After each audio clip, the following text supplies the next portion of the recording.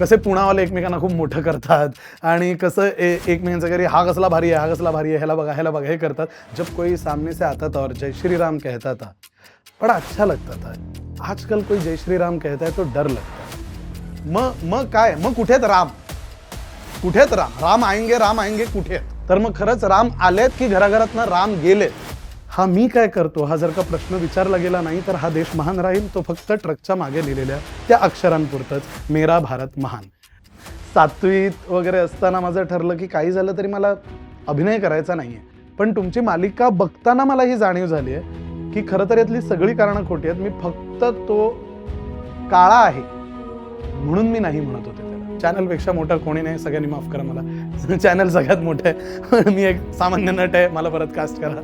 खूप भास होतो बाबांचा, आवाजात खूप भास होतो असंही म्हणतात, तर त्याची मला भीती वाटते, मला नको आहे बाबांसारखा आवाज. आणि हे जे कोण मारहाण करणारी लोक आहेत ना, यांचं तर म्हणजे निर्बुद्ध, या पलीकडे मी काही म्हणू शकत नाही.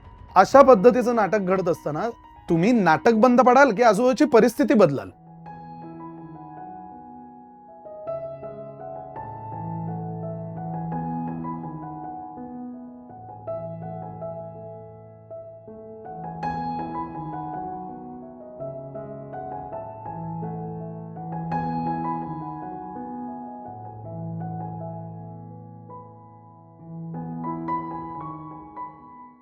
टफ और इझी एक सांगणं अवघड आहे. खरं तर दोन्ही. कसं ते सांगतो, कारण लहानपणी जेव्हा घरात बघायचो की वडील ॲक्टर आहेत, आजोबा नाटककार होते, मी फार काळ त्यांच्याबरोबर घालवू शकलो नाही, तरी एकूण त्यांच्याबद्दल इतकं ऐकलेलं आणि घरात वातावरणसुद्धा कायम तसंच होतं. लहानपणी सगळं खूप सोपं वाटायचं की म्हणजे तेव्हा ठरलं नव्हतं आपल्याला याच क्षेत्रात काम करायचं आहे, नाही करायचं आहे काय, पण त्यांना बघताना वाटायचं हे सगळंच सोपं आहे आणि किती मस्त आहे की ॲक्टर असल्यावर ज्या ज्या चांगल्या वाटतील अशा किंवा ज्या आकर्षक गोष्टी असतात तेवढ्याच लहानपणी दिसत असतात. त्यामुळे असं वाटतं की छान आहे, सगळं सोपं आहे.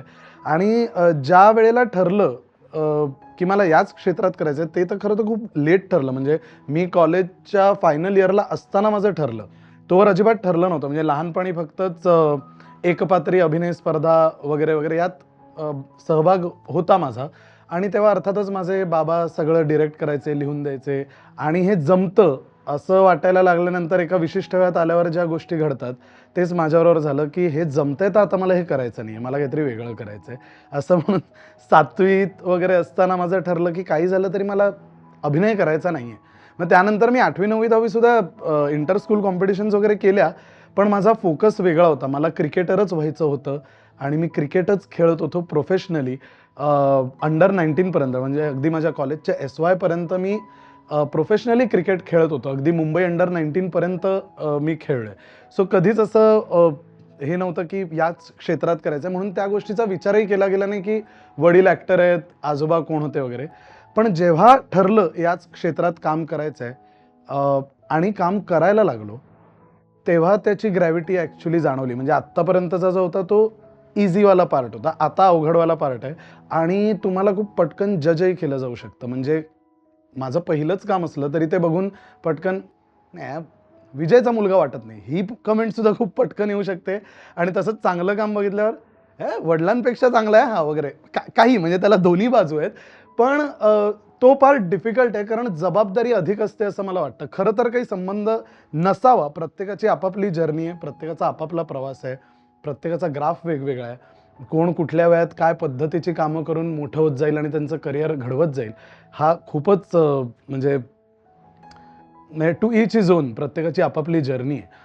ह्या गोष्टीचा मला म्हणजे ह्या गोष्टीची जाणीव 100% आहे की इतर माझ्या सोबतच्या ॲक्टर्सपेक्षा किंवा कॉन्टेम्पररीजपेक्षा मी स्वतःला नक्कीच नशीबवान समजतो. कारण मला पहिली प्रतिक्रिया ही घरातून येते डायरेक्ट कुठल्याही कामाबद्दलची, आणि ती खूप महत्त्वाची आहे असं मला वाटतं. म्हणजे थेट तुमचे वडील आहेत जे तुमच्या, बरं ते काही माझ्या कुठल्याही नाटकाची तालीम बघायला येत नाहीत, ग्रँड रिहर्सल बघायला येत नाहीत, पहिल्या प्रयोगालाही येत नाहीत.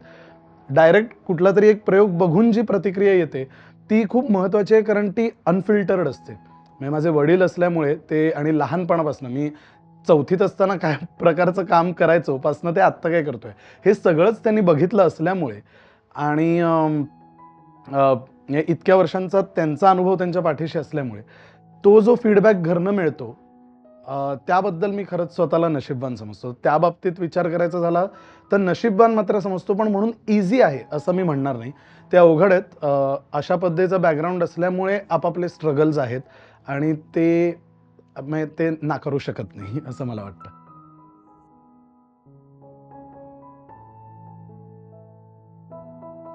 अ, काय आहे म्हणजे माझे बाबा मुळात खूप प्रेमळ आहेत असं मला वाटतं. म्हणजे मुळात त्यांना सगळ्या गोष्टींचं खूप कौतुक असतं. मी जे काही करेन तेव्हा. तर त्यामुळे कधीच ते आणि त्यांची अजून एक आवडणारी गोष्ट मला अशी, माझं कुठलंही काम बघितलं आणि जरी ते आवडलं नसलं, तरी ते पटकन निगेटिव्ह पॉइंट्स सांगत नाहीत. ते आधी नेहमी चांगल्या गोष्टी सांगतात, की "हे छान होतं, हे चांगलं केलंस, ते चांगलं केलंस" आणि मग एक पण येतो आणि त्या पण नंतर जे बोलतात, ते खरं तर त्यांचं खरं मत असतं. हे मला आता इतक्या वर्षांमध्ये कळलेलं आहे. तर बाबांना युजुअली सगळीच कामं आवडतात आणि त्यांना कौतुक असतं. पण तरीही म्हणजे खरोखर त्यांना आवडलेलं काम मनापासनं, हे मी आत्ता जे नाटक करतोय, जर तरची गोष्ट, त्यातलं काम त्यांना सगळ्यात जास्त आवडलं. म्हणजे त्या कामानंतर पण आलाच, पण पण नंतर खूप एकच छोटा मुद्दा आला आणि तोही काहीतरी चुकतंय म्हणूनचा नव्हता, तर ते चांगलंच होतंय, पण ते अधिक चांगलं कसं होऊ शकतं, ह्यासाठी आलेला होता. तर आत्ताचं जे काम आहे ते त्यांना सगळ्यात जास्त आवडलेलं काम आहे आणि त्यांनी हे म्हणूनही दाखवलंय, की की जसं वय वाढतंय, जशी कामं करत चाललेस पुढचं-पुढचं, त्यात ग्रोथ दिसते आणि हे आज जे काम केलंस ते सगळ्यात चांगलं काम आहे आत्तापर्यंतचं तुझं.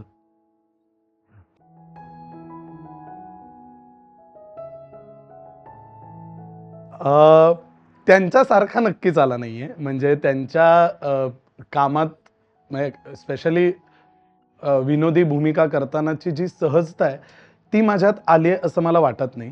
But at the same time ते ज्या काळात नाटकं करायचे आणि त्या काळातल्या नाटकांमधली जी कॉमेडी होती किंवा जी अभिनय शैली होती, ती आत्ताच्या काळात मला फारशी आवडतही नाही किंवा फारशी भावतही नाही. त्यामुळे ते तसंच असावं असं मला वाटत नाही. ते काळानुरूप ती अभिनय शैलीसुद्धा बदलत गेली पाहिजे आणि तोच प्रयत्न असतो माझाही. म्हणजे मी त्यांच्यासारखं कुठे करायला जातो का? तर नाही.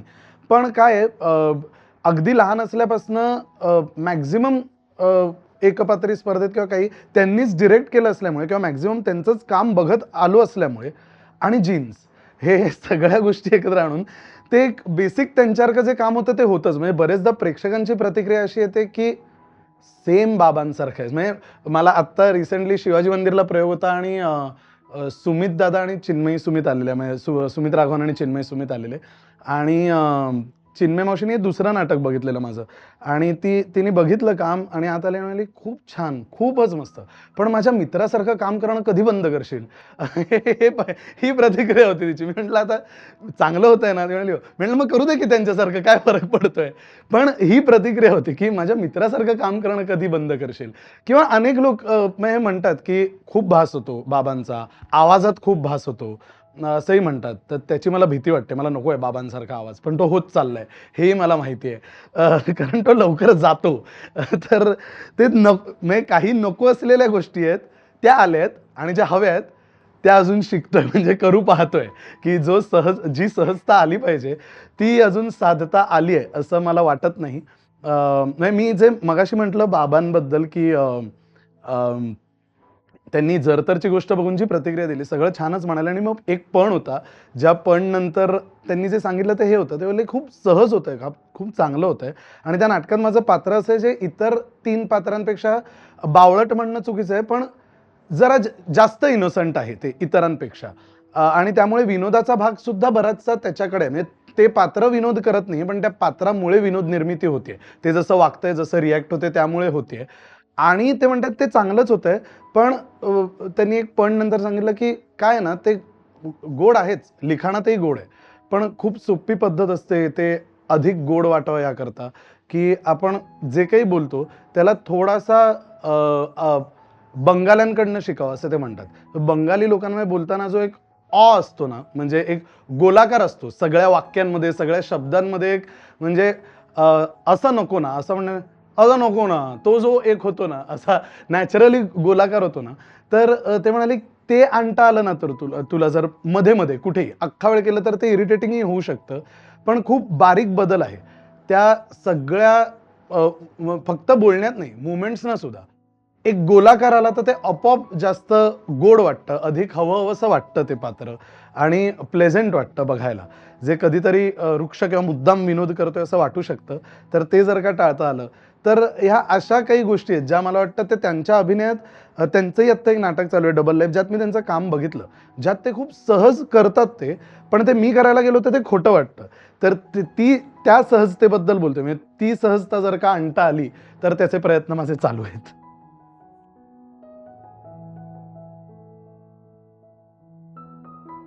अ, खूप वाईट काळ आहे पॉलिटिकल आयडिओलॉजीबद्दल मतं मांडण्यासाठी खरं तर. पण पण ती आपण मांडूया. म्हणजे त्यात काही हरकत नाही. माझी पॉलिटिकल आयडिओलॉजी म्हणजे मी राईट नक्कीच नाही. हे कन्फर्म आहे. म्हणजे मला अजिबातच पटत नाहीत कुठल्याच गोष्टी. आता अण्णांवर संघाचा परिणाम, बरं मीही गेलोय शाखेत बाय द वे, पण मी स्वेच्छेने गेलो नाहीये. म्हणजे जबरदस्ती नेलंय असंही नाही झालंय. पण मी व्यवस्थित 2-1 वर्ष संघाच्या शाखेत गेलेलो आहे आणि तिथे असतानाही मला त्यातलं काहीच पटायचं नाही. म्हणजे एकूण जे काही सांगताय म्हणजे मला माहीत नाही, समहाऊ मला अ, ते विचार कधी पटलेच नाहीत. ह्याची कारणं अनेक असतील. सो मी अशा वेळेला शाखेत गेलो. 11वी-12वीत असताना मी शाखेत गेलोय. पण मी 2 वर्ष शाखेत गेलोय. मी ॲक्टिव्हली त्यांचे वेगवेगळे उपक्रम असतात त्यात सहभागी झालोय. वनवासी कल्याण आश्रमसाठी काम केलंय. ज्या काही खूप चांगल्या बाजू आहेत. म्हणजे त्या गोष्टी मला आवडलेल्या गोष्टींपैकी ह्या आहेत. पण तरी त्यांचे पॉलिटिकल मतं कधी काही मला फार पटली नाहीत. म्हणजे मी बऱ्यापैकी अगदी पूर्ण नाही तरी इन्क्लाइन्ड टुवर्ड्स लेफ्ट मी आहे. आणि त्यामुळे आत्ता जे काही चालू आहे त्यातल्या बहुतांश गोष्टी मला नाहीच पटत. आता ह्याच्यात घरात काय वातावरण होतं किंवा काय, म्हणजे अण्णा जरी शिवसेनेचे असले, माझी ही मतं स्वतःहून झालेली आहेत असं नाहीये. म्हणजे स्वतःहून मतं व्हायला खूप वेळ लागतो ना, म्हणजे एक 10वी, 11वी, 12वी उजाडावी लागते, जेव्हा आपल्याला कळू लागतं. पण 11वी, 12वीत सुद्धा शाखेत जाताना मला हे पटत नाही, हे कळवतं याचं कारण मला वाटतं, की घरात माझ्या तसं वातावरण होतं. म्हणजे जरी अण्णा शिवसेनेचे खासदार होते, तरी ते कधीच ॲक्टिव्हली पॉलिटिक्समध्ये नव्हते. संघाचा पगडा जरूर होता. पण ॲक्टिव्ह पॉलिटिक्समध्ये जाण्याचा हेतू त्यांचा कधीच नव्हता. बाळासाहेब ठाकरेंनी अण्णांना विनंती केलेली, की या भागातनं तुम्ही उभे राहा. आमची इच्छा आहे, की तुम्हाला उमेदवारी द्यायची आहे आम्हाला. तुम्ही इथनं उभे राहा. आणि बाळासाहेबांना नाही म्हणता आलं नाही पेक्षा म्हणायची इच्छाही नव्हती अण्णांची. त्यामुळे म्हणजे त्यांचा खूप वेगळा हेतू होता त्यामागे, की आम्हाला खूप क्लीन माणूस हवाय या भागातनं उभं राहायला. आणि त्या क्लीन माणसाच्या ह्याच्याखाली अण्णा येत होते. शिवाय वक्ते आहेत, नाटककार आहेत, लोकसत्ताचे संपादक होते, ही सगळी बाजू होतीच.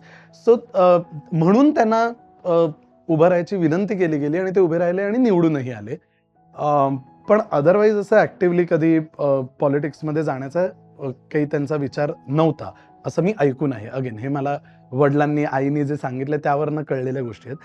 पण ते असूनही लहानपणापासून घरात जे अदरवाईज वातावरण होतं किंवा माझ्या आईशी आणि आई आणि माझ्या ज्या गप्पा व्हायच्या किंवा काही, त्यातनंच माझे जे काही विचार आज आहेत ते बदलत गेलेत आणि त्या विचारांवर मी आहे. पण आज घरातलं वातावरण बदललंय. 2014 नंतर ते खूपच बदलत गेलं आणि आज ते बदललंय, जे आपण प्रत्येकाच्या घरात आजूबाजूला बघत असू. म्हणजे माझी अत्यंत लिबरल आई मी 2014 नंतर थोडी करत बदलत गेलेली मी पाहिली आहे, किंवा माझे वडीलही, किंवा आत्ता जे चालू आहे ते सगळं कसं करेक्ट आहे, हे मी त्यांना म्हणणं. आणि माझ्या घरात म्हणून भयंकर वाद होतात माझ्या आई-बाबांचे आणि माझे, सध्या जे काही चालू आहे त्यावरनं. कारण त्यांना जे चालू आहे ते सगळं बरोबर वाटतंय आणि मला सगळं चुकीचं वाटतंय. त्यामुळे सतत एक कॉन्स्टंट घरात वाद आहेत. पण हे होताना मी त्यांना हेच सांगतो, की माझे विचार हे माझे. मेहंदी म्हणते, "तुझे हे मित्र जरा बदल, ह्यांच्याबरोबर राहणं कमी कर" वगैरे, असं आई आमच्यात भांडणं झाले की म्हणते बरेचदा. पण मी तिला तेच सांगतो, मित्र नंतर आलेत अगं. ते आधीपासून जे संस्कार होते किंवा जे विचार आलेत तुमच्याचकडनं, तेच होते माझ्या डोक्यात. आणि मग त्याच विचारांची माणसं जोडली गेली आणि ते माझे मित्र झालेत. त्यामुळे मित्र आले आणि माझे विचार बदलले, असं झालं नाही. हे जरा उलट झालंय. पण अनफॉर्च्युनेटली ते आत्ता नाही कळत. पण माझी पॉलिटिकल बाजू सांगायची झाली तर मी 100% राईट विचारांचा नाही, मी इन्क्लाइन टुवर्ड्स लेफ्ट 100% आहे. एक नाटक बघायला गेलेलो मी आत्ताच. हे सगळं अयोध्या राम मंदिर वगैरे झाल्यानंतर प्रयोग होता नाटकाचा.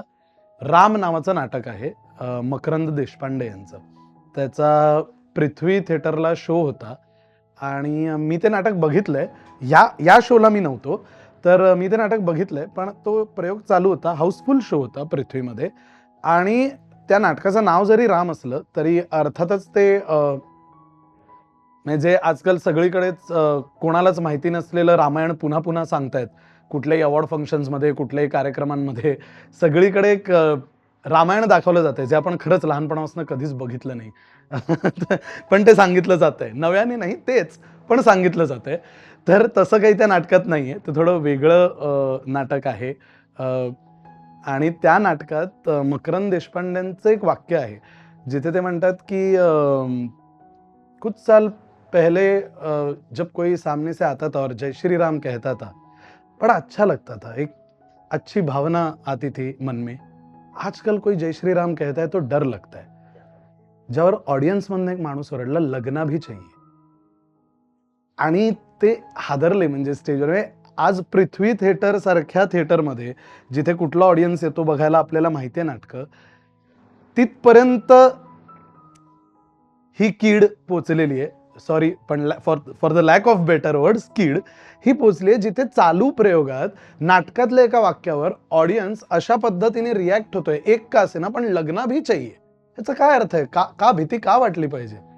आणि हाच विचार आहे सध्या बाहेर, की भीतीच वाटली पाहिजे. हो, तुम्ही घाबरताय, घाबरलातच पाहिजे, घाबरूनच राहा. आणि ते खरंच भीतीदायक आहे वातावरण. म्हणजे त्या प्रयोगानंतर लागलेले प्रयोग कॅन्सल केलेत मकरंद देशपांडेंनी.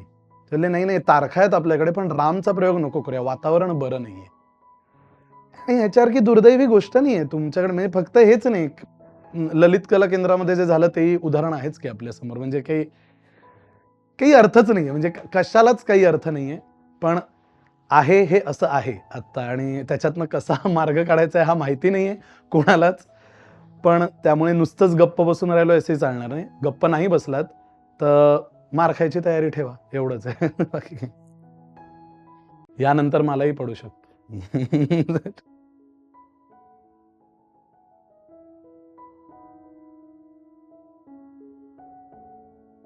दुर्दैवी आहे जे झालं ते. काय अनफॉर्च्युनेट, लाजिरवाणा प्रकार आहे जो काही घडला तो. या व्यतिरिक्त म्हणजे काही प्रतिक्रिया नसू शकते. म्हणजे जे काही आता मी तिथे नव्हतो त्यामुळे तू होतास का बघायला या आर्ग्युमेंटला काही अर्थ नाहीये.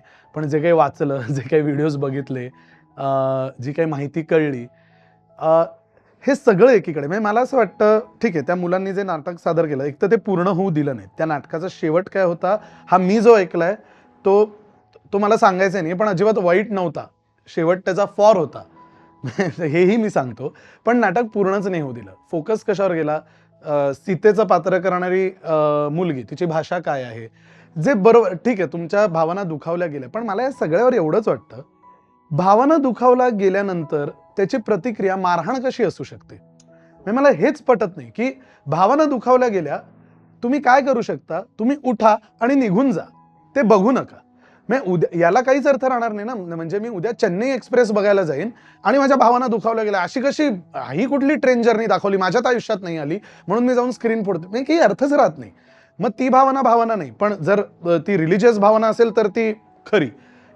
याला काहीच अर्थ नाही आहे असं मला वाटतं. आणि मुळात सगळ्यात कशाचीही प्रतिक्रिया ही मारहाण नसू शकते. आज ललित कला केंद्रामध्ये आलेली ती मुलं जी नाटक सादर करत होती, तो त्यांच्या परीक्षेचा भाग होता. सगळ्यात पहिली गोष्ट तर ही आहे. ते नाटक अजिबातच स्क्रिप्ट लिहून सेन्सॉर करून आलंय आणि ते सादर होतंय असं नव्हतं. त्यामुळे सेन्सॉरनी हे दिलीच कशी परवानगी किंवा हे काय ते काय हा मुद्दाच नव्हता. त्यांची परीक्षाच ही आहे की संहिता ते प्रयोग या बेसिसवर ते हे करतात की म्हणजे सादरीकरणापर्यंत, की तुम्हीच लिहायचं, तुम्हीच बसवायचं, तुम्हीच सादर करायचं आणि मग जो प्रयोग सादर होईल. बरं, ते नाटक 20 ते 30 मिनिटांचं असतं. ते 2 अंकी नाटकही नव्हे, ते 20 ते 30 मिनिटाचं नाटक आहे. तेही पूर्ण होऊ दिलं नाही. आणि ते झाल्यानंतर तिथे जी शिक्षक मंडळी आहेत, जे परीक्षक म्हणून आलेले आहेत, त्या परीक्षेसाठी ते त्याचा ॲनालिसिस करून त्या मुलांना नेक्स्ट डे सांगतात की तुम्ही हे दाखवलं ते बरोबर आहे, हे चूक आहे, अमुक आहे, तमुक आहे, जे काही असेल ते. आता ती कॉलेजमधली मुलं आहेत जी शिकायला आली आहेत, त्यांना उगाचच सुचलं नसेल ना आज हे नाटक करावं. ते आजूबाजूला जे बघतायत, जी परिस्थिती आहे, जे आजच्या काळात घडतंय आणि त्यांना जे प्रश्न भेडसावतायत त्याचवरती नाटक सादर होतं ना. कुठल्याही काळातलं नाटक हे त्या काळातले इतर प्रश्न मांडणारं किंवा उत्तरं देणारं नाटक असतं. तर मग अशा पद्धतीचं नाटक घडत असताना तुम्ही नाटक बंद पडाल की आजूबाजूची परिस्थिती बदलाल, हा विचार केला पाहिजे सगळ्यात पहिले. आणि हे जे कोण मारहाण करणारी लोक आहेत ना, यांचं तर म्हणजे निर्बुद्ध, या पलीकडे मी काही म्हणू शकत नाही. म्हणजे त्यांना खरंच माहिती आहे काय परिस्थिती चालू आहे, त्यांना खरंच माहिती आहे का नाटक काय आहे, माहित नाही. त्यांना कुठनं तरी माहिती मिळालेली अशा पद्धतीचं नाटक होतंय, ठरवून आलेले की मारायचंय आणि प्रयोग सुरू झाला, तसं जाऊन मारहाण केली. आता यात वाईट गोष्ट ही आहे, म्हणजे आता पुढचं तर सगळ्यांनाच माहिती आहे आपल्याला की ज्यांना मारहाण झाली त्यांच्यावरच गुन्हा दाखल झाला, तेच जेलमध्ये होते. प्रवीण भोळे सर जे ललित कला केंद्राचे आहेत ते जेलमध्ये होते, पण ज्यांनी मारहाण केली त्यांच्यावर कुठलाच गुन्हा दाखल झाला नाही, रादर करून घेतला नाही. आणि मग जेव्हा या मुलांना आणि त्या सरांना बेल मिळाली, तर बेल कशी काय दिली म्हणून ललित कला केंद्र जाऊन पुन्हा फोडलं. आता तर कुठलं नाटक सादर होत नव्हतं. तुम्हाला जो तुमचा राग तुमच्या ज्या भावना दुखावल्या गेल्या त्या ज्या व्यक्त करायचं होतं ते तुम्ही करून झालंय. मग ही पुढची तोडफोड का होती? बरं, एखादं इन्स्टिट्यूशन तुम्ही जेव्हा बंद पाडता जाऊन, ते त्यानंतर मुलांना घरी पाठवलं गेलं. आज नशिबाने पुन्हा सुरू झालंय, सगळी मुलं पुन्हा आली आहेत. आपल्याला शहरात राहून, मुंबई पुण्यात राहून आणि एका पॉलिटिकल विंगचा भाग असताना आणि फक्त सांगितलं की जाऊन मारा, हे करताना कळत नाहीत की ही सगळी मुलं कुठल्या कुठल्या भागातनं आली आहेत. ही महाराष्ट्रातल्या कानाकोपऱ्यातनं आलेली मुलं आहेत, जी कोणी बीडच्या जवळच्या एका गावातनं आलंय, कोणी अजून कुठून आलंय आणि त्यांना ऍक्सेस नाही आज. त्यांना काहीतरी या क्षेत्रात करायचंय, त्यांना काहीतरी काम करायचंय, त्यांना माहित नाहीये कुठे जाऊन करायचं. म्हणून ते परीक्षा देऊन ग्रॅज्युएट झाल्यावर किंवा ग्रॅज्युएशनसाठी म्हणून ललित कला केंद्र सारख्या संस्था आहेत तिथे शिकायला येतात कुठल्या तरी एका भागातनं, आणि त्यांना जे आज प्रश्न पडतात त्याच्यावर ते नाटक करत असताना ज्याचा अनालिसिस तिथले परीक्षक आणि शिक्षक मंडळी करणारच आहेत. तर तुम्हाला कोणी हक्क दिला जाऊन त्यांना मारायचा? आणि ते केल्यामुळे जेव्हा ललित कला केंद्र बंद झालं आणि सगळ्यांना घरी पाठवलं गेलं मुलांना, काय भावना असेल त्यांच्या घरातल्यांची? भीती नसेल का वाटली परत त्यांना त्या ठिकाणी पाठवायला? म्हणजे हा विचारच येत नाही. मग तुम्ही कुठला समाज सुधारताय? मग काय? मग कुठेत राम? कुठेत राम? राम आएंगे कुठे आहेत? कुठे आले? का फक्त अयोध्येत जाऊन बसले, बाकी ठिकाणचे हरवलेत?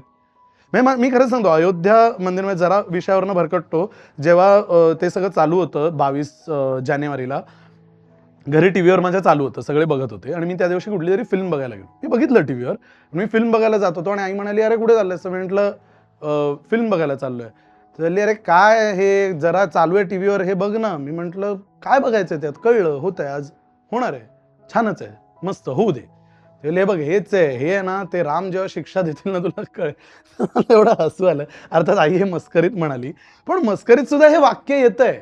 ह्याची मला इतकी गंमत वाटतेय की मग मी आईला तिथे म्हटलं की अगं मला सांग, राम आएंगे म्हणून जे सगळं चालू आहे, PR ॲडव्हर्टायझिंग किंवा काही ॲडव्हर्टायझिंग नाही, चला जे काही चालू आहे ते खूप प्युअर भावनेने, स्वच्छ निर्मळ मनाने जे काही चालू आहे आता, ते सगळं होतं. आपल्यात घरात या गोष्टीवरनं वाद होत आहेत, तर आपल्या घरातला राम गेला नाही का? इतकी वर्ष वाद होत नव्हते आपल्यात, इतकी वर्ष काही झालं नाही आपल्यात कुठल्याही पॉलिटिकल गोष्टींवरनं किंवा रिलिजियस गोष्टींवरनं वाद किंवा मतभेद. आज होत आहेत, तर मग खरंच राम आलेत की घराघरातनं राम गेलेत, हा विचार आपण करायला पाहिजे. आणि फक्त घरापुरता मर्यादित नाहीये, हे समाजातही आहे. राम आलेले नाहीयेत, ते गेले, फक्त अयोध्येत आहेत. ललित कला केंद्र असू दे, प्रत्येकाच्या घराघरातलं असू दे, मला वाटतं खूपच दुर्दैवी वातावरण आहे आजूबाजूला. आणि जसं मी म्हटलं की कुठल्याही गोष्टीचा निषेध नोंदवायचा असेल, आहेत ना, पद्धत आहे करायला. मारहाण हा उपाय नसूच शकतो ना. सगळ्यात उत्तम उपाय, तुम्हाला जे आवडत नाहीये ते बघू नका, उठा आणि निघा. ज्यांना आवडते ते बघतील, ज्यांना आवडत नाहीये ते निघून जातील. ज्यांना ते बघून मतपरिवर्तन होणार असेल, होऊ देत. तुम्ही कोण आहात ते थांबवणारं मतपरिवर्तन? बरं, असं आहे का की फक्त हे एकच नाटक चालू आहे जगात ललित कला केंद्राच्या मुलांचं? नाही ना, आजूबाजूला इतके कार्यक्रम चालू आहेत. ते बघून एखादा माझ्यासारख्या माणसाचं मतपरिवर्तन होणार असेल, कदाचित होईल, होऊ देत. पण असं कसं दाखवताय राम राम म्हणून मी जाऊन मारहाण केली तर चालणार आहे का? तर सेम आहे ना, सेम अप्लाय होतं सगळ्यांना. तर हा उपाय नसूच शकतो असं मला वाटतं. त्यामुळे ठीकच आहे, दुर्दैवी आहे.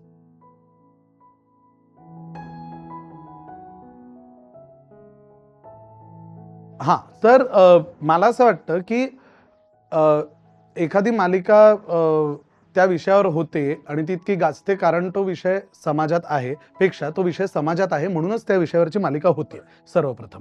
तर त्या विषयावरची मालिका होत असताना जर का नीट बघाल मालिकेचे 1129 भाग झाले आणि त्यातले पहिले 200 भाग हे त्या विषयावरचे होते किंवा येऊन जाऊन तो विषय होता. नंतर ती एक नॉर्मल लव्ह स्टोरी होती, इतर कुठल्याही मालिकेसारखी. पण जो काही त्या वर्णाविषयीचा द्वेष किंवा काही होता, हे सगळं पहिल्या 200 भागांमध्ये येऊन गेलेलं होतं. त्यानंतर एकदा सगळ्या फॅमिलीने ते ॲक्सेप्ट केलं आणि ते कुठेही नव्हतं खरं तर. आता तो समाजाचा भाग नक्कीच आहे का? म्हणजे समाजात हा प्रश्न नक्कीच आहे का? तर हो आहे. तो इंडस्ट्रीत आहे असं मला वाटत नाही. कारण इंडस्ट्रीत तो असून चालणारही नाही. कारण मुळात त्या कॅरेक्टरची जी गरज आहे, त्याप्रमाणेच कास्टिंग होणार ना. म्हणजे कास्टिंगला घेऊन असेल किंवा काही. आता एखाद्या रोलसाठी मला अमुक एक वर्णाचेच लोक हवेत असं असेल, तर तेच घेतले जाणार आहेत. म्हणजे त्यात काही मला म्हणजे आत्ता चालू आहेत आत्ता मालिका चालू आहेत तशा. सन मराठीवर 2 मालिका चालू आहेत. ज्यात एका मालिकेत एक जी मुख्य नायिका आहे, ती सावळी आहे किंवा एक मुख्य नायक आहे. तो म्हणजे असं काही मला मला कळत नाही हे इंडस्ट्रीत हे आहे का? हा तर नाही आहे. माझं उत्तर आहे की ते नाही आहे. समाजात आहे का? हो, डेफिनेटली आहे. आणि जे आमच्या मालिकेतही दाखवलं गेलं त्यावरनं एक मला खूप छान आत्ता किस्सा आठवतोय म्हणून सांगतोय. आपण प्रश्नाकडे येऊयाच परत. पण मला एक आठवतोय किस्सा, की ही मालिका चालू झाल्यानंतर पहिल्या 100 एक भागांनंतर मला एक दिवशी Instagramवर एक मेसेज आला. अं, त्यांना त्यांना मी विचारलेलं मागे तुमचं नाव घेतलं तर काही हरकत आहे का कधी इंटरव्ह्यूमध्ये? ते नाही म्हणालेले म्हणून मी घेतोय. राणी भुते असं त्या मुलीचं नाव होतं आणि त्यांचा मला मेसेज आला, की "मी तुमची मालिका बघते आणि ती बघितल्यामुळे मला माझ्या चुकीची जाणीव झाली."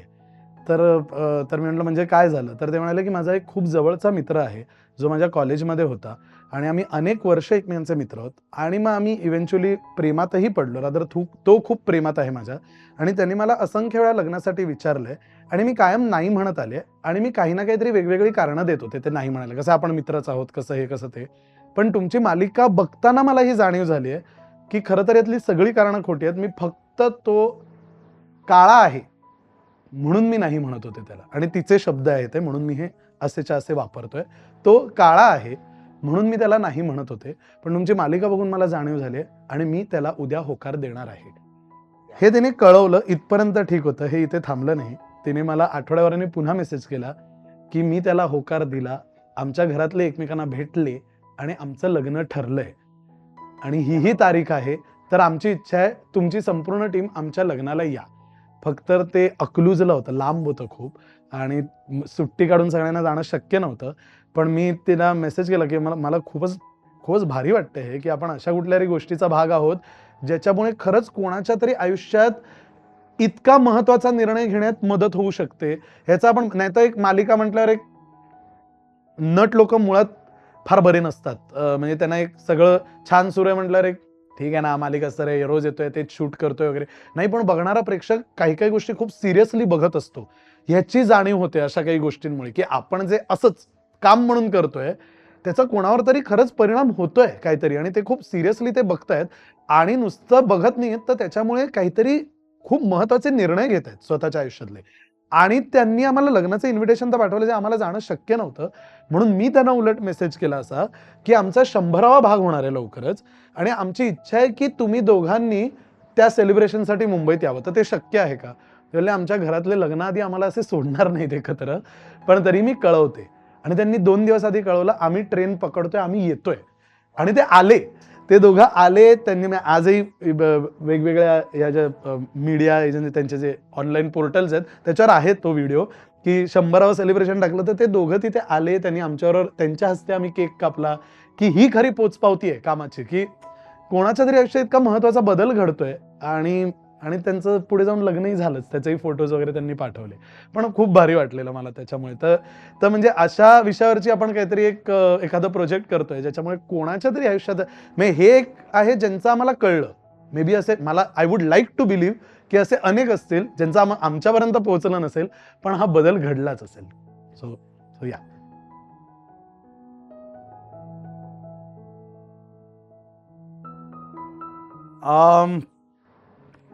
खरं तर बराच काळ माझ्या मनात होतं की मला हे आवडत नाहीये फारसं इथे. काय आवडत नाहीये ते सांगतो. म्हणजे सोशल मीडियाचा फायदा होतो का? 100% होतो. पण तो फायदा कसा करून घ्यायचा आहे, हे ज्यांना कळतं त्यांनाच होतो. माझ्यासारखे ज्यांना ते कळत नाही, त्यांना फक्त त्रास होतो सोशल मीडियाचा असं मला वाटतं. त्रास म्हणजे ती जे एक जबाबदारीने काहीतरी सतत त्यावर टाकायचंय वाला जो आत्ता झोन आहे ना एकूण, तो कंटाळवाणाही आहे आणि त्याचं एक वेगळं प्रेशर येतं. म्हणजे की अरे 4 दिवस झाले पोस्ट नाही टाकली, नाही हे जरा फोटो काढणं वगैरे, हे नको नकोसं वाटायला लागलेलं हळूहळू. आणि झालंय असं ना की माझं झालेलं असं की खरंच ते आयुष्य आहे का प्रत्येकाचं? म्हणजे रोज एक असंख्य काळ कोणाचं आयुष्य किती कमाल चालू आहे हे बघण्यात मी घालवायचं आणि मग त्यावरनं स्वतः वाईट वाटून घ्यायचं. अरे केवढं भारी चालू आहे सगळ्यांचं, यार आपलं असं काहीच नाही. असं माझ्या मनात जरी फार आलं नसलं तरी हे खरं आहे. हे अनेकांच्या माझ्या जवळच्या लोकांच्या मनात आलेलं मी बघितलंय की अरे काय कमाल चालू आहे रे, अरे इथे गेलंय रे, तिथे गेलंय रे. हे का सांगावंसं वाटतं? ते इतक्या पर्सनल गोष्टी आहेत, त्या मुळात सोशल मीडियावर का येतात? म्हणजे मला असं वाटतं अशा गोष्टी सोशल मीडियावर जाव्यात ज्याचं आपल्याला छान वाटतंय. ओके, ह्याच विचार करून सगळेजण टाकतात. पण कोण ते कसं घेतंय याचा इतका प्रॉब्लेम आहे. म्हणजे जेव्हा मित्रांमध्ये तू त्यावर लाईक केलंस, पण तू माझ्या ह्याच्यावर लाईक नाही केलंस आणि कमेंट नाही केलीस, या इतक्या क्षुल्लक आणि फालतू गोष्टींवरून जेव्हा वाद व्हायला लागले किंवा वादही सोड, तो प्रश्न विचारला गेला तिथेच संपलेला आहे. मी म्हटलं की हा काय प्रश्न आहे? बरं समजा मी लाईक केलं नाहीये, ह्याचं सोपं उत्तर आहे, मला तुझा फोटो नाही आवडलाय. मला नाही आवडलाय म्हणून मी नाही केलंय ना, नाही तर मी केलं असतं. मग आता तुला हे उत्तर ऐकायचंय का की अरे कारण मला नाही आवडला तुझा फोटो, तर हे उत्तर ऐकायचंय का? तर ते काही मला कळत नाही. म्हणजे हा प्रश्नच का पडतो? आणि मग त्याच्यावरनं एक कंपॅरिझन. म्हणजे मला असं वाटतं आत्ताच्या काळात, सॉरी हे थोडं जेंडर बायस्ड आहे, पण आत्ताच्या काळात हो, कारण मुलींसाठी ॲक्ट्रेसेससाठी दिसणं, सतत दिसत राहणं आणि छान दिसणं हे इतकं मॅटर करतं अनफॉर्च्युनेटली, की सोशल मीडियामुळे त्यांची इन्सिक्युरिटी खूप वाढत चालली.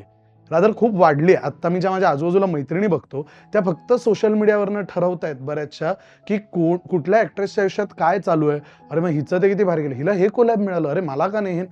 आणि त्या सगळ्या इतक्या अशा म्हणजे मला त्यावर चर्चाही करायची नाही आहेत. अशा गोष्टी आहेत की ते नको नकोसं वाटतं. माझा सोशल मीडिया म्हणजे त्यांनी आपली डोकी भ्रष्ट केली आहेत, असं मी एका मित्राला म्हटलेलं. ते झालेलं असं, मी नाव नाही घेत मित्राचं, कारण खूपच जवळचा मित्र आहे. आमच्यातलं भांडणही आता मिटलंय, त्यामुळे उगाच त्याचं नाव घेऊन मला सगळ्यांना त्याचं नाव सांगायचं नाहीये.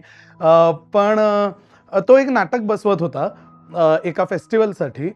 एकपात्री होतं ते नाटक आणि जो काम करत होता तोही माझा तितकाच जवळचा मित्र आहे. आणि त्यांचं जे नाटक म्हणजे त्याचं नाटकाचं वाचन वगैरेही माझ्या समोर झालेलं, आम्ही एकत्रच केलेलं.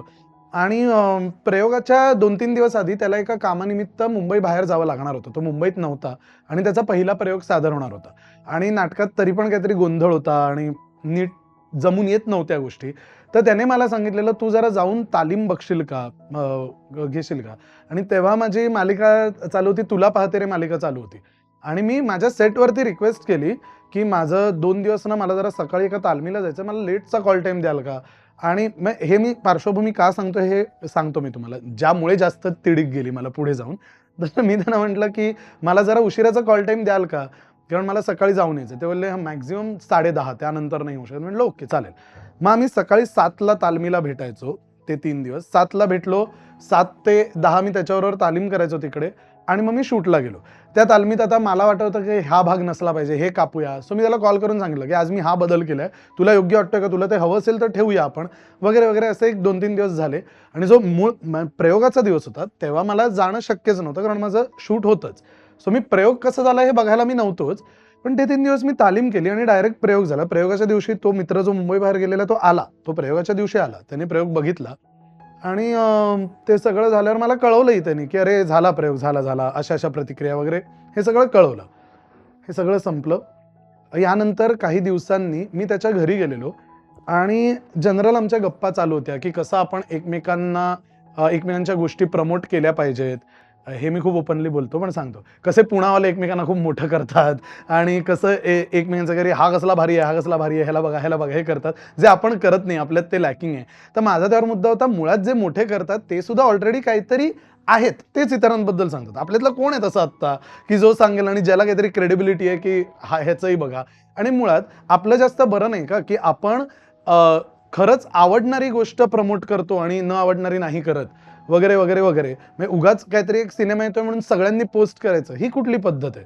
तो आधी बघूया, तो आवडला तर जरूर सांगूया ना, तर त्याची क्रेडिबिलिटी राहते. म्हणजे आज माझा कोणतरी एक चाहता आहे समजा, जो मी पोस्ट केलंय म्हणून जाऊन बघणार आहे, तर त्याचा भ्रमनिरास नाही का होणार त्यांनी जाऊन बघितल्यावर, की अरे येडा आहे का ह्यानी हे का पोस्ट केलेलं, कुठेही चांगली फिल्म. तर मला म्हणायचं आधी आपण बघावं, ते आवडलं जरूर टाकावं. मग आपल्याला शक्य होईल तितक्या आणि जितक्या प्रमाणात आवडले तितके पोस्ट त्याबद्दल मग करावे.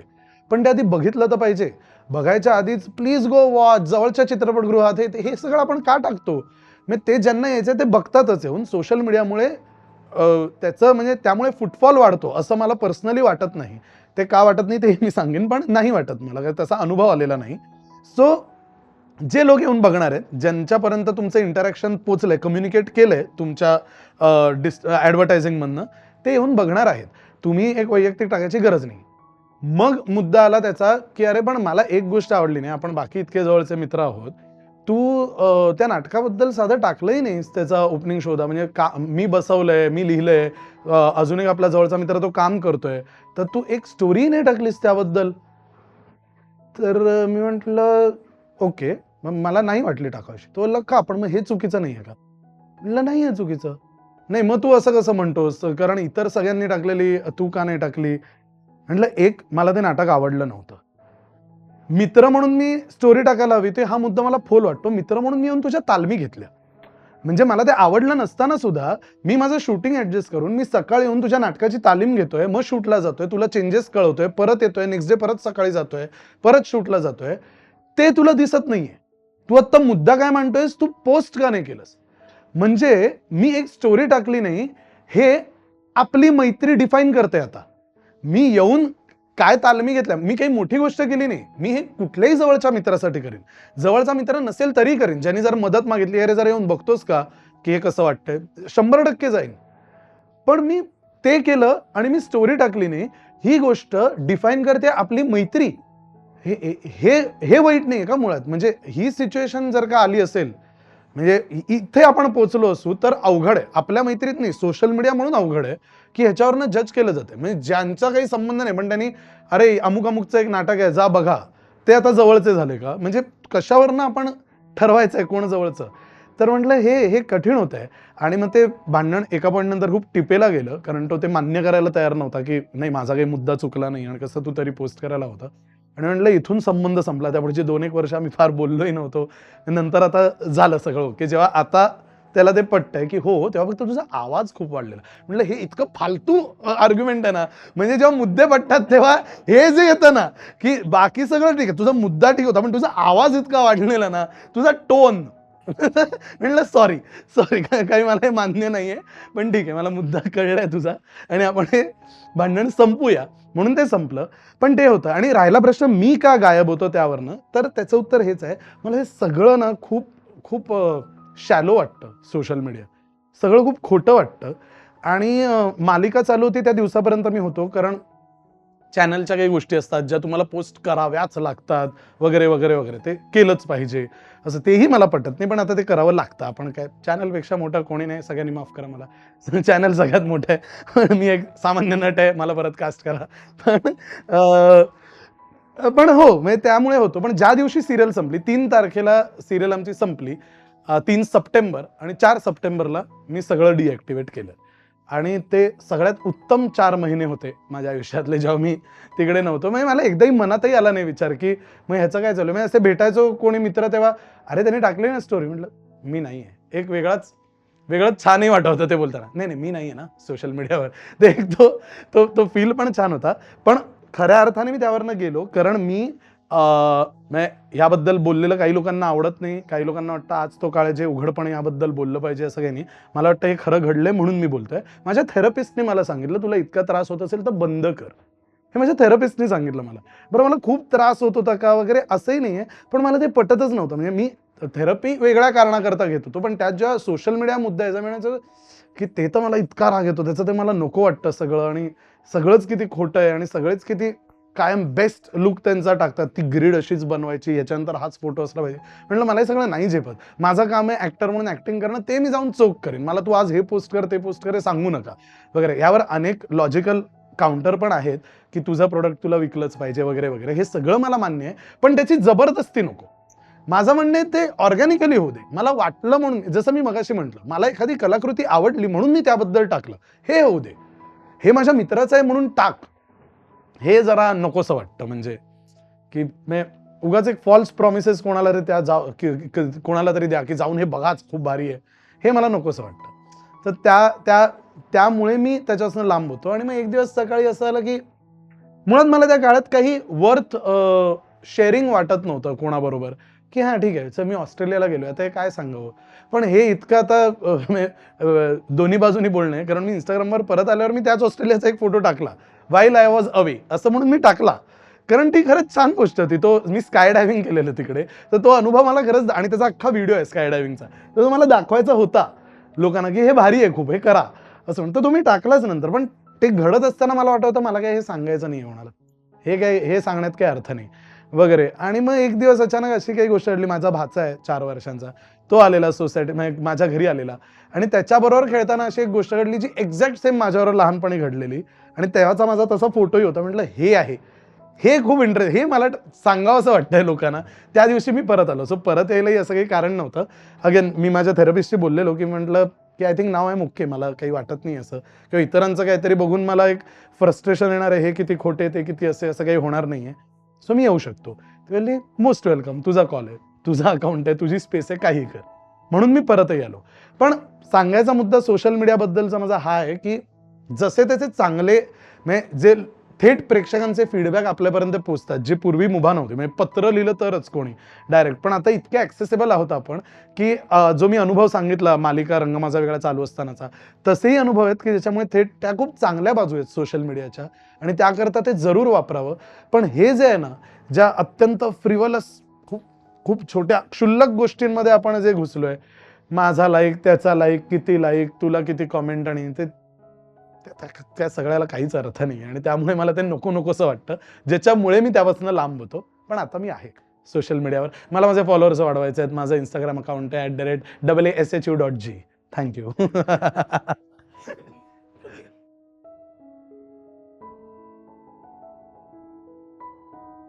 झालं असं की जे एकूण तेव्हा न्यूज चालू होती सगळी, आणि घरात आम्ही बघत होतो काय काय चाललंय, ते बघून रोज खूप त्रास होत होता की आपण इतर रोज, म्हणजे आमच्या प्रिव्हिलेज्ड लोकांसाठी लॉकडाऊन खूप मस्तही होता. माझ्या घरात होता, मी सांगतोय, उत्तम होता. आम्ही सोसायटीत खाली उतरू शकायचो, जायचो. 1-2 महिने छान घरी होते सगळे. माझा जो भाचा आहे त्याचा नुकताच 20 जानेवारीला त्याचा जन्म झालेला, आणि फेब्रुवारीच्या पहिल्या आठवड्यात ते आमच्या घरी आलेले, आणि मार्चमध्ये लॉकडाऊन झाला. सो लॉकडाऊन संपेपर्यंत ते घरीच होते. त्यामुळे एक नवीन जन्माला आलेलं बाळ, माझी सख्खी बहीण, तिचा नवरा, मी, आई, बाबा, असं एक भरलेलं घर होतं विथ नवीन बाळ. त्यामुळे काही उत्तम चालू होतं सगळं, काही कशाचाही प्रॉब्लेम नव्हता. पण हे आपलं उत्तम चालू असताना जेव्हा टीव्ही लावायचो आणि ती न्यूज बघायचो, त्यावर असं बाहेर इतकी भीषण परिस्थिती आहे हे जेव्हा दिसत होतं, तेव्हा माझ्या मनात छोटा विचार आहे, पण जो खूप साहजिक, म्हणजे खूप नॅचरली आला पाहिजे, प्रत्येकाला आला पाहिजे असा हट्ट नाही, पण यावा असं मला वाटतं की आपण आज घरात बसलोय, छान चालू आहे, बाहेर परिस्थिती भीषण आहे, आपण 10 वेळा परिस्थिती भीषण आहे एवढं फक्त ऐकतोय, त्याचं करायचंय काय? म्हणजे ती भीषण परिस्थिती बरी कोण करणार आहे? ज्यांचं बरं चालू आहे तेच करू शकतात ना. राहायला घरं नव्हती लोकांकडे, जे रेंटवर राहत होते, रेंट भरायला पैसे नाही, म्हणजे जे डेली वेज अर्नर ज्यांना आपण म्हणतो, ते लोकांचे पैसे, त्यांना रोज पैसे मिळायचे आणि ते भरायचे पैसे. रोज आज पैसे आले, धान्य घेतलं, घरी भात शिजवला, ते रोजचा इन्कमच बंद आला, तर रोज घरी काय शिजवणार आहे?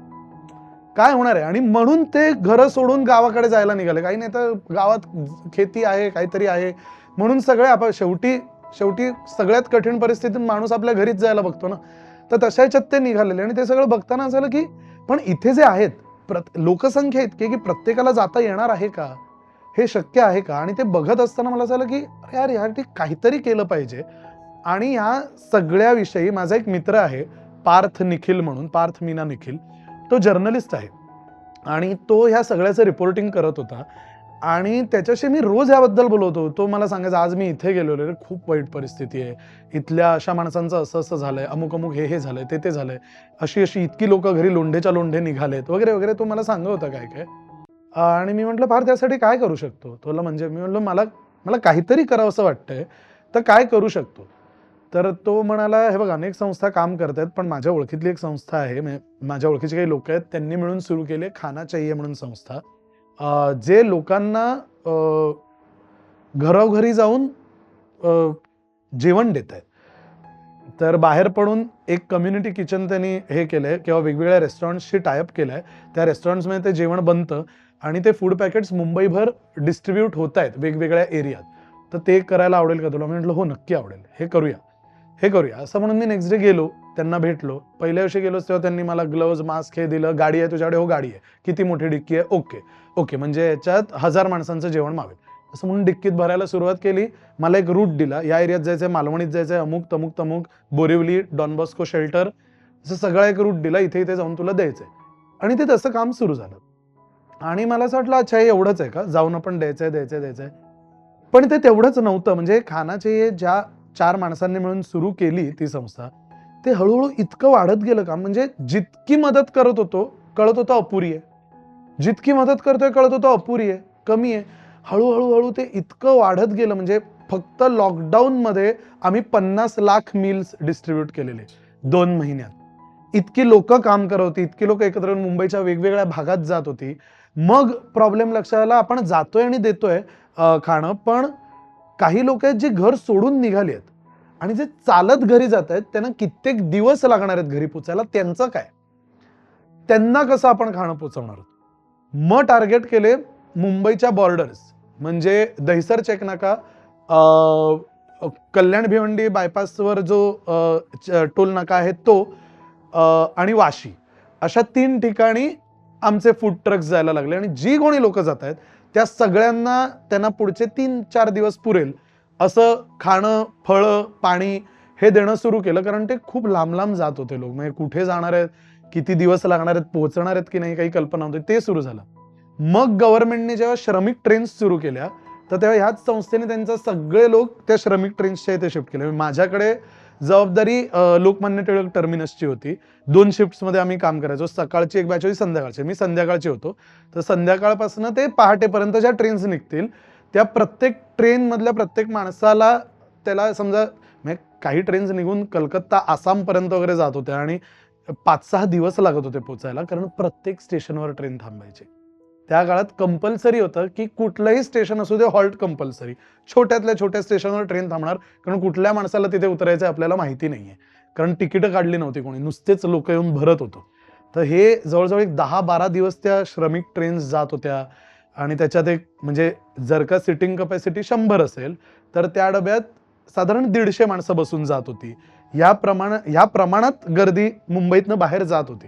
ते बघताना मला काही लोकांशी मी बोललो तेव्हा असं आलं की हे परत येणार आहेत का, म्हणजे ह्यांना परत याची हिंमत होणार आहे का. म्हणजे जे मुंबई स्वप्न पूर्ण करते का काय, स्वप्न वगैरे प्रिव्हिलेज लोकांसाठी आहे, बेसिक सर्व्हायवलसाठी जी लोक इथे येतात ते पुन्हा हिंमत करणार आहेत का इथे यायची. आणि मला आणखीन एक गोष्ट अशी वाटली, श्रमिक ट्रेन्स वगैरे सुरू झाले ठीक आहे, पण ही लोक जेव्हा इथे आली मुंबईत तर आपलं सरकार खरंच तितकं सक्षम नव्हतं का की त्यांना इथेच थांबा आम्ही तुमची मदत करू. म्हणजे ज्या काळात लोकांनी प्रवास केला नाही पाहिजे, म्हणजे जो कोविड आता फक्त शहरात आहे तो ही लोक जाऊन गावातही कदाचित पसरू शकतो, ही शक्यताही डोक्यात न येणं. आणि ते घडलंच, इव्हेंच्युअली ते घडलंच. रेल्वे ट्रॅक्सवर माणसं मिलेत इथपर्यंत गोष्टी झाल्यात. तर हे मनातही येऊ नये इतकं आपलं सरकार खरंच सक्षम नव्हतं का. नव्हतं हे इव्हेंच्युअली आपल्याला लक्षात आलं. पण म्हणजे आयडियली ते व्हायला होतं ना की तुम्ही मुंबईत आलात आणि ही कोण, म्हणजे तेव्हा मुंबईत राहणारे प्रिव्हिलेज लोक असे होते की जाऊ दे, गर्दी जाते येतं, जात आहेत, लोंडेच्या लोंडे आलेले, लोंडेच्या लोंडे चाललेत.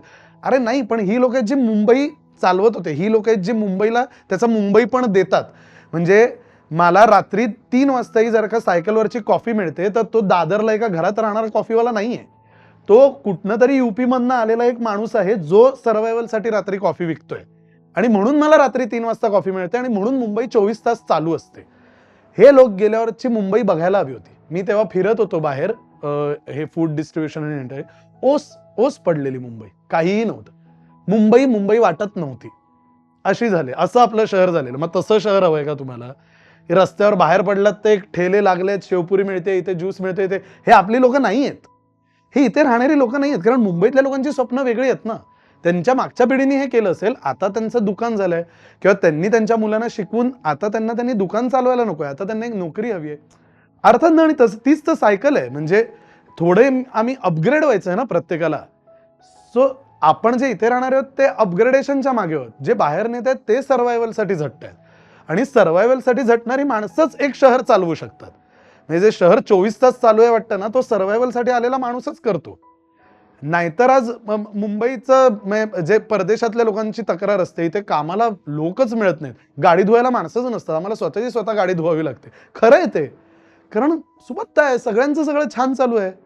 त्यामुळे अशी लोक मिळणारच नाहीत. आज ही माणसं जी आली आहेत गावाकडनं इकडे जस्ट फॉर द सर्व्हायव्हल, कारण गावी ते उपाशीच मरणार आहेत, म्हणून मी इथे येऊन काहीतरी कमी आणि गावी पैसे पाठवीन, तर ती लोकच चालवतात. आणि मग ही जी लोक आहेत जी एरवी मुंबईचं मुंबईपण जपतात, किंवा ज्यांच्यामुळे मुंबईचं मुंबईपण आहे, ती लोक घाबरून जेव्हा परत चालली आहेत, तेव्हा निदान त्यांचा तो प्रवास किंचितचा सुसह्य व्हावा, यासाठी आपल्याला काय करता येईल, या दृष्टीने या संस्थेने हे काम हाती घेतलं आणि ते केलं. आणि मला हे सांगायला फार आनंद होतोय की ही संस्था बंद नाही झाली. ही संस्था आजही चालू आहे.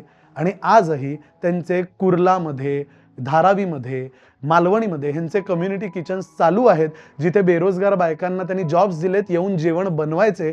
आणि त्यांनी बनवलेले जेवण अजूनही जाऊन हे अनाथ आश्रमांना, वेगवेगळ्या शेल्टर्सना देत आहेत. आत्ता कोविड नाही, गरज नाही, पण ते काम चालू आहे आजही. आणि अशा या संस्थेचा किंवा संस्थेमार्फत त्या मित्राचे खूप खूप आभार, ज्यांनी मला तिथपर्यंत मला काहीतरी करायचं होतं आणि ते करायला म्हणजे एक मार्ग दाखवला. आणि मला खूप बरं वाटलेलं त्या काळात. म्हणजे माझ्यामुळे स्टेशनवर मी जेव्हा जायचो, ते हळूहळू जसं लोकांना कळलं, तर माझेच इतके मित्र जॉईन झाले. माझा एक मित्र आहे अद्वैत कडणे, तो यायला लागला. एक अभिनेत्री माझी मैत्रीण आहे प्रियंका तेंडोलकर, ती यायला लागली स्टेशनवर. माझे मालिकेचे निर्माते अतुल केतकर, अपर्णा केतकर, हे दोघं आले स्टेशनवर. त्यांची एक मुलगी आहे घरात, जी बाहेर पडत नव्हती घरातनं, पण हे दोघं लोकमान्य टिळक टर्मिनसवर येऊन काम करत होते. आणि जेव्हा इतकी भीषण, खरंच भीषण, म्हणजे दिवसभर तो मास्क, ती फेस शिल्ड, ते ग्लोव्ज आणि तो कोट, त्या सगळ्यात दिवसभर राहणं अशक्य. म्हणजे त्या सगळ्या मेडिकलच्या फील्डमधल्या लोकांना तर सलाम. म्हणजे त्यांनी कसं केलं असेल, मला खरंच खूप कौतुक वाटतं. पोलीस आणि मेडिकल फील्डमधले लोक की जे दिवसभर 24 तास रोज ते काम करत होते, खरंच कमाल. पण ही मंडळी जी जवळची आहेत आपल्या, ती सुद्धा काहीतरी बघून येत आहेत, जॉईन होत आहेत आणि मदत करतात. ही इतकी म्हणजे खूप छान गोष्ट आहे. मला खूप खूप आनंद झालेला की हे असं करायला लोक येत आहेत, अशी मदत करायला लोक येत आहेत. त्यामुळे आणि आणखीन मी कधी फार हे बोललो नाही कुठेच याबद्दल, जेव्हा बोलले तिकडे, म्हणजे कुठल्याही कामाची सुरुवात स्वतःपासून व्हायला हवी वगैरे आपण म्हणतो, पण ती स्वतःपासून करताना तुम्ही एकटेच नसता ना, तुमचं कुटुंब असतं. आणि जसं मी मगाशी म्हटलं, माझ्या कुटुंबात तेव्हा कोविडचा काळ, सगळे घाबरलेत आणि माझ्या घरात एक 2 महिन्याचं बाळ होतं. आणि ते बाळ घरात असताना माझ्या आईने, माझ्या वडिलांनी, माझ्या बहिणीने, माझ्या बहिणीच्या नवऱ्याने, ऋषिकेश त्याचं नाव, या चौघांपैकी एकानेही मला एकदाही हा प्रश्न विचारला नाही की अरे घरात एक लहान बाळ आहे, तू रोज बाहेर जातोयस, तू रोज लाखो लोकांमध्ये असतोस, स्टेशनवर, इथे तिथे, त्यांना स्वतःच्या हाताने देतोय आणि रोज घरी येतोयस, तर ही रिस्क नाही आहे का, असं म्हणून एकदाही थांबवलं नाही. मी ज्या दिवशी सांगितलं उद्यापासून मी असं जाणार आहे, ओके जा, सॅनिटायझर घ्या वगैरे, असं बेसिक जी काळजी असते घरातल्यांची, ते गोष्टी सांगितल्यात. पण कधीच एकदाही, म्हणजे आत्ता मी मागे बघून विचार करतो तेव्हा मला असं वाटतं, जर तेव्हा चुकून काही झालं असतं, म्हणजे मी घरी आलोय, मी कोविड पॉझिटिव्ह आहे, माझ्यामुळे त्या बिचारा 2 महिन्याच्या बाळाला काही होतं किंवा त्याच्या आईला काही होतं, जिचं अजूनही फीडिंग चालू आहे, ब्रेस्ट फीडिंग चालू आहे. काही तेव्हा अंदाजच नव्हता ना, की हा आजार कसा कसा होऊ शकतो आणि कोणाकोणाला कुठल्या पद्धतीने होऊ शकतो. अशा काळात तेव्हा खरंच काहीतरी झालं असतं तर ते केवढं महागात पडलं असतं. म्हणजे एक समाजासाठी मदत करायला म्हणून बाहेर पडतोय, पण घरी आपण काय करून बसलो. हा आत्ता भीती वाटते. आत्ता जेव्हा हा विचार करतोय मी, पण तो काळ, ती परिस्थिती अशी होती, की तेव्हा ती भीतीही वाटली नाही, तो विचारही मनात आला नाही. आणि माझ्या सुदैवाने म्हणजे जसं मी म्हणत आलो, मी जे काही आहे, जो काही माझा विचार आहे, आत्ता कितीही बदललेले विचार असले, तरी माझ्या आई-वडिलांचेच विचार आहेत आणि ते त्या काळात मला दिसले. म्हणजे त्यांनी थाळ्या वाजवल्या, पण त्यांनी मला घराबाहेर जाण्यापासून थांबवलं नाही. त्यांनी 23 तारखेला खूप वाजवल्या थाळ्या, पण त्यांनी मला जाऊ दिलं, म्हणजे मला अडवलं नाही. आणि मला वाटतं नाही काय ते ते तसं नसतं तर मी हे करू शकलो नसतो आणि ते करू शकलो याचं मला खरंच खूप म्हणजे नशीबवान समजतो मी स्वतःला, की मला हे करायला मिळालं. कारण बाकी सगळं ठीक आहे. आपण प्रत्येक कलाकार नेहमी म्हणतो, की ज्या समाजामुळे आपण आहोत, त्यांच्यासाठी आपण काहीतरी केलं पाहिजे, आपण बांधील आहोत वगैरे ते सगळं आहेच आणि ते सगळं आहे म्हणूनच या पुढच्या गोष्टी आहेत. पण म्हणून त्या इतकं सहज घडतील अशाही नाही आहेत. माझ्या बाबतीत त्या जुळून आल्या, जमून आल्या आणि ज्या संस्थेबरोबर मी काम केलं ती आजही कार्यरत आहे आणि आजही उत्तम काम करतीये. ह्याचा मला खूप अभिमान वाटतो आणि खूप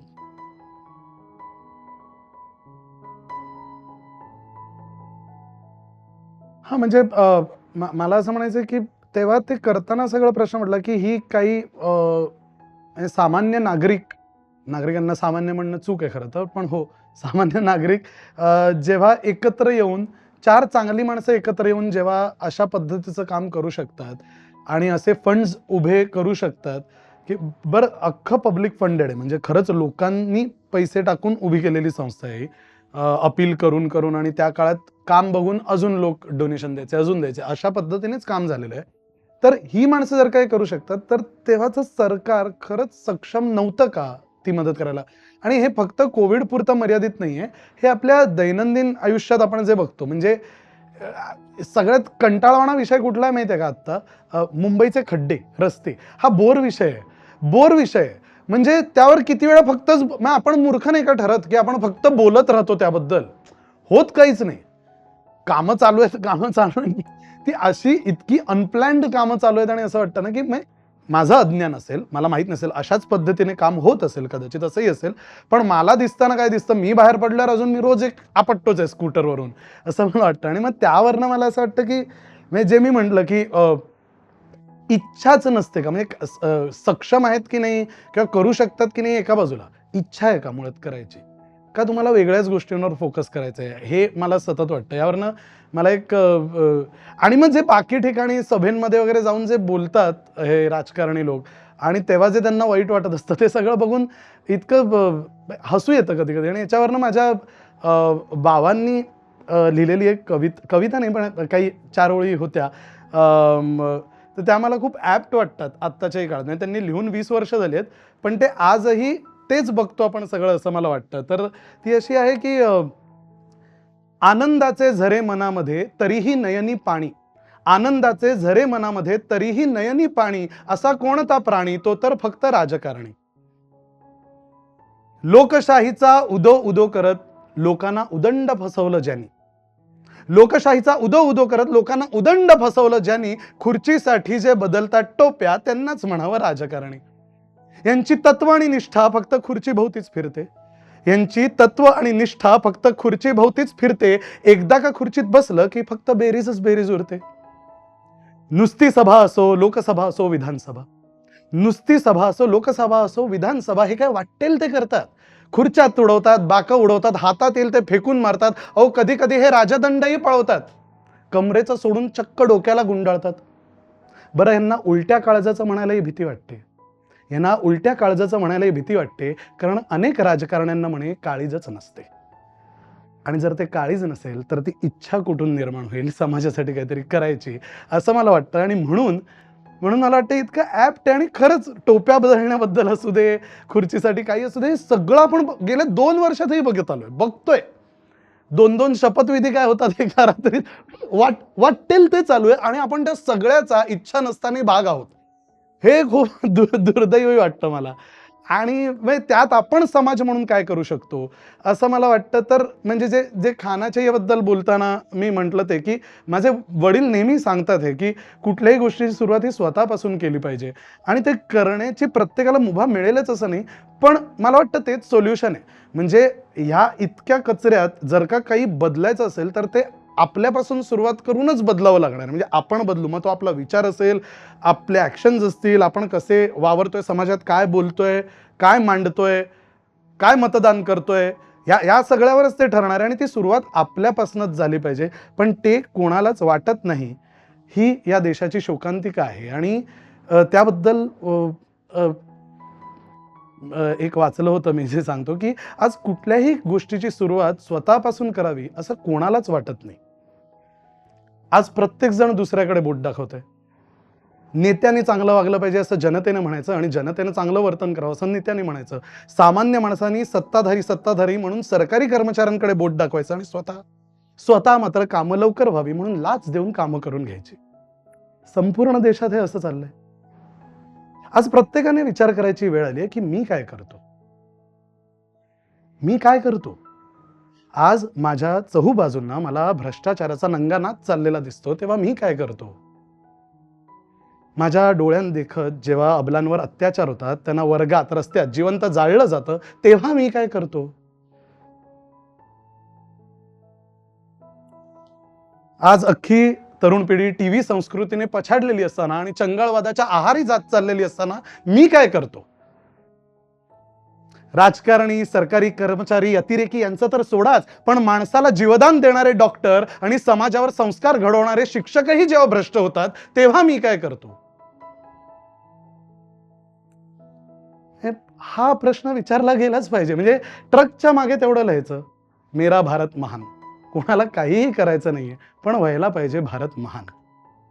आणि हा मी काय करतो हा जर का प्रश्न विचारला गेला नाही, तर हा देश महान राहील तो फक्त ट्रकच्या मागे लिहिलेल्या त्या अक्षरांपुरतंच, मेरा भारत महान. कारण आत्ता ज्यांनी काम केलं पाहिजे ते करत नाहीयेत हे तर आपल्याला दिसतंय आणि ज्यांच्याकडनं तो बदल घडू शकतो, तो जर का आपण घडवला नाही, तर हे असं आहे आणि हे असंच राहणार. ही परिस्थिती असेल. त्यामुळे आपण प्रत्येकाने खरंच हा विचार केला पाहिजे आणि प्रत्येक गोष्टीची सुरुवात स्वतःपासून केली पाहिजे.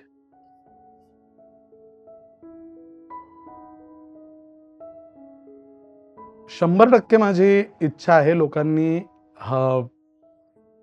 हे चॅनल, हा कंटेंट बघावा. त्याचं कारण असं, की मला वाटतं आज पहिल्यांदाच इतक्या पर्सनल गोष्टी, इतकी पर्सनल मतं म्हणजे मी या क्षेत्रात कसा आलो आणि काम करताना काय अनुभव असतो, मग फेव्हरेट को ॲक्टर कोण, ह्या पलीकडे जाऊन काहीतरी गप्पा मारल्या आज पहिल्यांदा.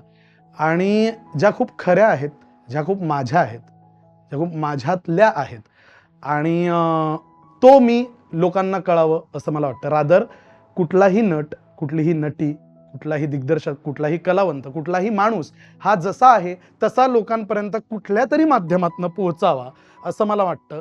जे सोशल मीडियामधनं तर पोहोचत नाही आहे, कारण सगळे त्यांचं आपापलं छान छान टाकतात. पण हे असे काही प्लॅटफॉर्म्स आहेत जिथे अशा पद्धतीचे प्रश्न विचारले जातात किंवा अशा पद्धतीची माहिती त्यांना हवी आहे किंवा अशा पद्धतीने या कलावंतांची ओळख करून घेण्याची इच्छा आहे.